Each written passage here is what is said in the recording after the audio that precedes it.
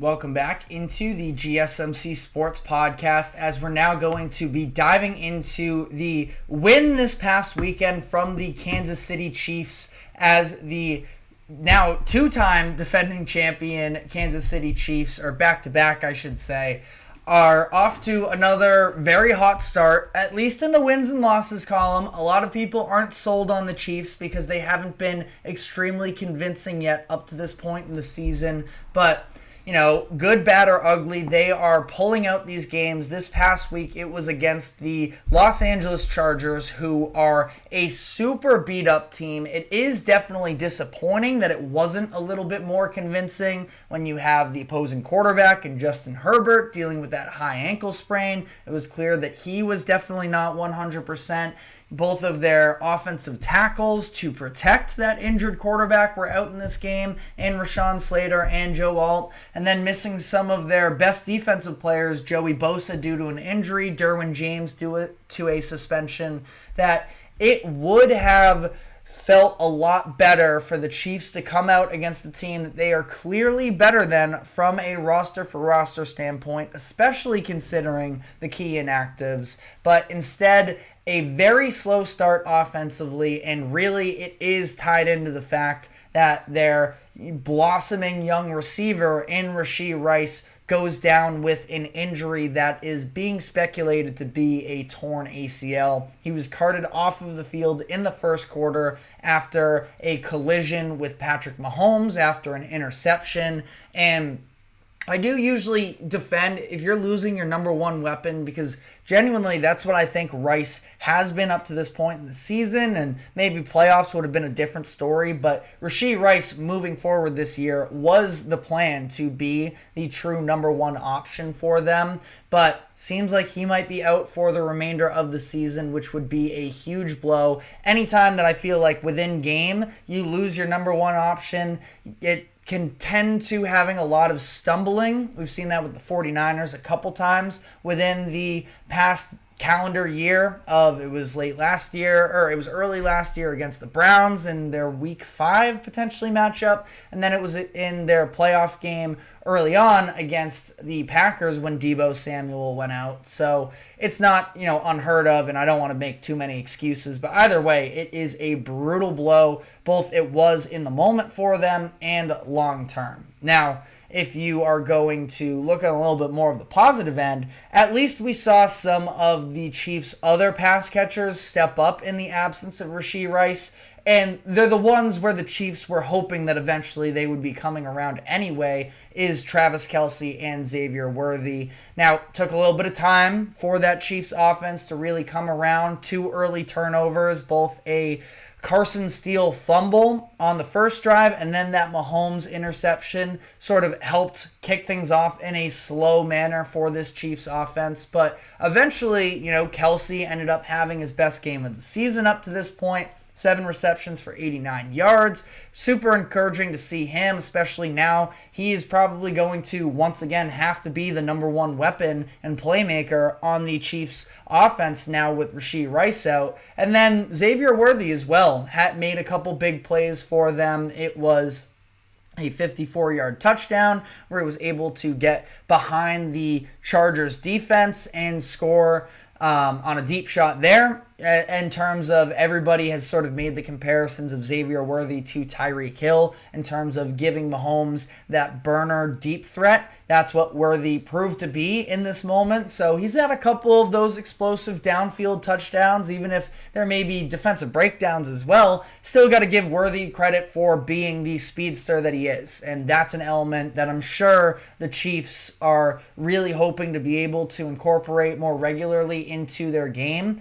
And then he came up big on a third down conversion as well. That was sort of a similar play to the one where he came up short on against the Falcons just last Sunday night in that game, where he didn't run through his route. Mahomes overthrew him. This time, Rice continued to drag all the way across, and Mahomes hit him there. So, again, some big plays for Worthy as well. Now, that being said, the Chiefs losing Rice, even still, haven't looked like all that menacing of a team, in large part because of the fact that Patrick Mahomes still hasn't looked great yet up to this point in the season.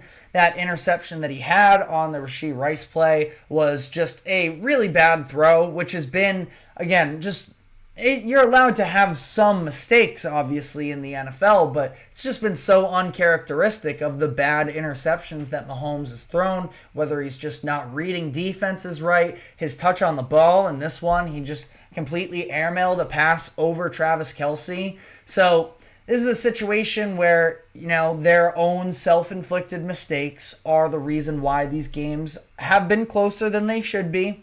I mentioned, Worthy not being able to convert on that third down last week gave the Falcons a chance to potentially win that game. In this game, the Chargers, it was more early in the game. The Chargers got 10 points off of the Chiefs' turnovers in that first quarter. But, this is a situation where you feel like it should correct itself with Patrick Mahomes and Andy Reid, and I personally would bet on them being able to correct it and stop seeing sort of the really negative plays out of this Chiefs offense, but it's definitely something to consider as well. And, we talked about injuries to Rashee Rice as well. That is, coming off of last week where they ended up losing, or 2 weeks ago now, when they lost Isaiah Pacheco, who could be out 6 weeks. He could be out longer. We still don't have a lot of details on where that is currently at. And in this game, you saw, like I mentioned, Carson Steele fumbles on the first drive of the game.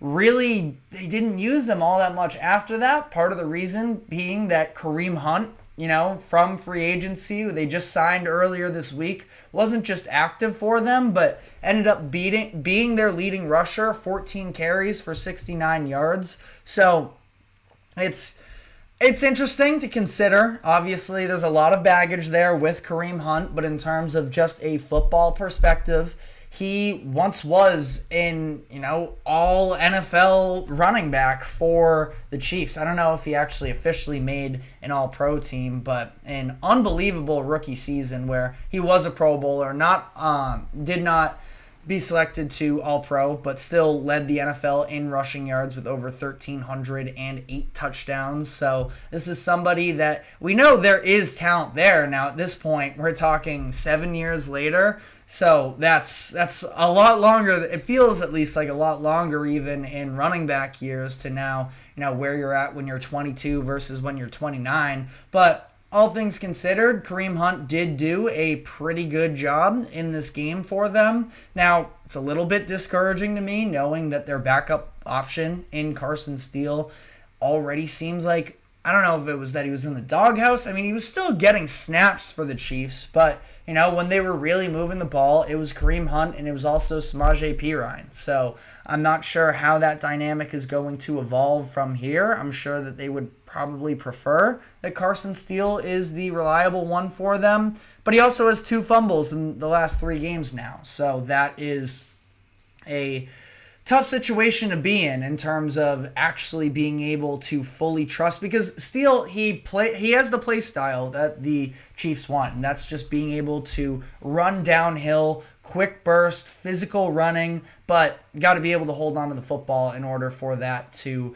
be a reliable form of offense. Now, again, I think that the Chiefs are going to be fine. They are still the best team in the NFL until proven otherwise, which we just haven't seen yet. Then you have the Bills, of course, on the other end. They were sort of the number one team rivaling them for that best team in the NFL spot. They end up getting blown out by the Ravens, so now maybe it's the Ravens that are in that conversation. Either way, I'm just sort of going to stick to my guns until I'm forced to change my mindset, and that is that the Chiefs are the best team, and they're going to continue to figure it out. But again, Rice is a massive loss, especially coming off of losing Pacheco as well. So you're down a couple playmakers, and now you're sort of back where the Chiefs were last season when their offense had so many struggles as well. And they were relying on players that were not coming through for them. The Sky Moores, Marquez Valdez-Scantling, Kadarius Toney. That's just not the situation you want to see the Chiefs reform back to at this point. But We'll see, because now, I mean, you still have Kelce, where we'll see how much sustained success this can be moving forward after having his best game of the season so far. I do feel like part of it, and I'd mentioned this on the show before, that I think part of it was just the idea of getting Rashee Rice a little bit more experience, scheming up for him more so than Kelce, knowing that Kelce is going to be a bigger part of the playoff run. Now it feels like he's going to be a bigger part of the regular season push as well. So we will see there. You at least have maybe a little bit more upside from a receiver outside of Kelce or Rice in Xavier Worthy, that again showed flashes in this game. He's continued to show flashes, especially with the ball in his hands, that he is a little bit of a game breaker. The consistency of him being able to, make plays downfield in that intermediate route.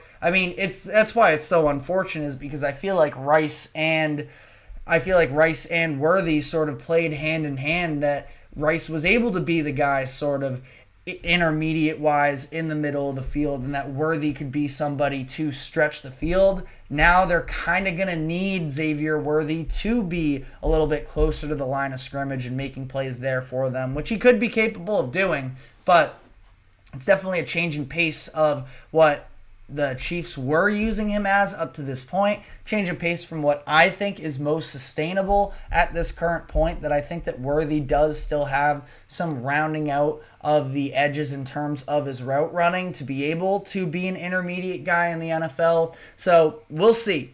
Ultimately, a win's a win for the Chiefs, and they're going to continue chugging along. But some brutal losses for them early on in the season from an injury perspective could definitely, in the long term, hurt their Super Bowl chances. But let me know in the comments section what your thoughts are on the Chiefs as things currently stand headed into Week 5. But I want to sort of go into another one of these at least perceived top-end teams in the AFC. I don't know if I'm quite there. And that is talking about the New York Jets, who this past week did not score a touchdown as they ended up losing to the Denver Broncos 10-9 at home. It was a weird game in the weather, but were there some real concerns with this Jets offense still that hasn't seemed to be fully functional? We'll be diving into that and more, but first we are going to take a quick break. Do not go anywhere. We will be right back.